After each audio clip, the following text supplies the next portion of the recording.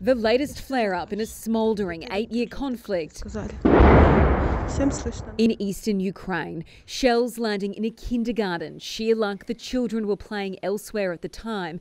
The attack is being blamed on Russian-backed separatists, but the West fears it could be part of Moscow's plan, creating a pretext to invade. More than 1,300 kilometres from where today's fighting broke out, the attack on a kindy resonated with these Ukrainian students. They're 16 years old, in their final year of school, military training now part of the curriculum. While it's hoped these kids will never actually have to use these skills, they are used to dealing with very real threats. This class has been evacuated from school twice in the past month, including yesterday, a bomb hoax believed to be part of Russia's efforts to destabilise the country. Oris, what do you think of doing this training? I think it is important for our country to train a young community, I think, because when will come this moment when Russia invade us, we need to be prepared for this and fight against them. Are you paying much attention to the news at the moment? What do you think about it? Yeah, I'm paying a lot of time to the news because my family is abroad and they are just looking for some place when war will start and we can just move from our place of living and be safe. What do you think is going to happen? Do you have an opinion? I think it won't be a big war. It will be just local war at Donbass or Lugansk, and we'll finish with peace speak. Yeah. Have you heard what's been happening there this morning? Yeah, just some soldiers attacked kindergarten. Yeah, I think it's awful because how in 21st century can be like this acts of civil attacks. How do you feel when the bomb hoaxes have been happening at school, the bomb threats? Does it make you worried? Little bit, because I want to live a long life and have a family, children, and be a good doctor. So I don't want to die. So I don't want this war and bombs like planting on schools. It is awful. It's a lot to deal with at 16. Yeah, it is a lot of panic at this age, so a lot of children abroad, they don't live that life like us in Ukraine. Kids in Australia don't have to do this. Yeah, I know. I saw in TikTok they have a good life, not like in our country, because we have a lot of panic. We need to fight with this panic because if we will be stressed, all community will be like, oh no, will be war next day, but it is fake. Like, it's bad. So what do you think of this training today? I think that is very important for us, as for citizens of Ukraine, to know how to protect our country, how to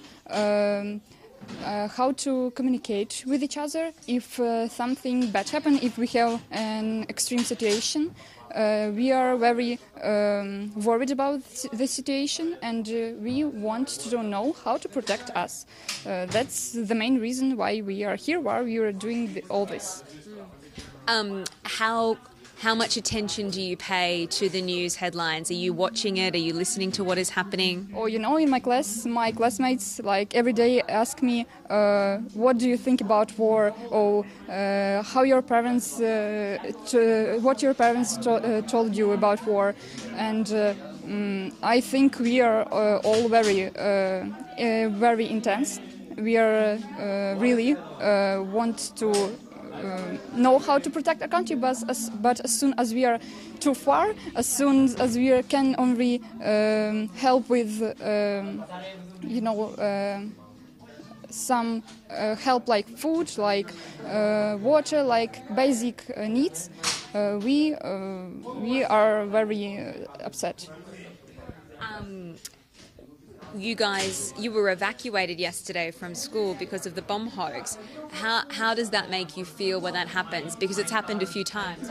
That happened twice in our school, and for me, I'm like worried that the more it happens, the more unattentive we'll become, because like people get used to that tension, get used to evacuations, and they lose their attention. And sometime when it would be real, we wouldn't protect us, and we would be like much calmer than the first time we evacuated.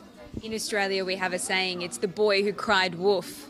Have you heard of that before? Yeah. Yeah, I've heard that's like a fairy tale. Yeah. And yes, I think that is also a type of war, a type of scaring people. Yeah, that's what I think. Do you believe you know who is making those threats? I know that one time that was a boy, a young boy from university, I don't know which one really, and he did it. He had like very many computers, and that's really impressive in a bad way. I think this time it's like some Russian or even Ukrainian people which want to make us panic, which want to make us unsafe, which wants to which cooperate with Russians, which cooperate with maybe some higher placed people, One last question. This morning, a kindergarten in Luhansk was hit by shelling. From the Russian-backed forces. So a little kindy where little kids were. How does that make you feel? That makes me feel terrible. We know that people. We know very many people with that problem in Lviv because many people from Donetsk, Lugansk, they come to us. They come to West, and they often come to our schools. They talk with us. They tell us really horrible stories and horrible things, and we feel terrible. And I had also only one classmate which has his dad in ATO, as we call it, or was, as we call it now, and mother too. And they came to us. They told us that people in Donetsk and Lugansk, they told by other people, by other Russians, that we are their threat. We want to hurt them, and so they hate everyone. They hate and Russians and Ukrainians. They just want peace. They don't want anything more. In Lviv, Ukraine, Sarah Greenhalgh, 7 News.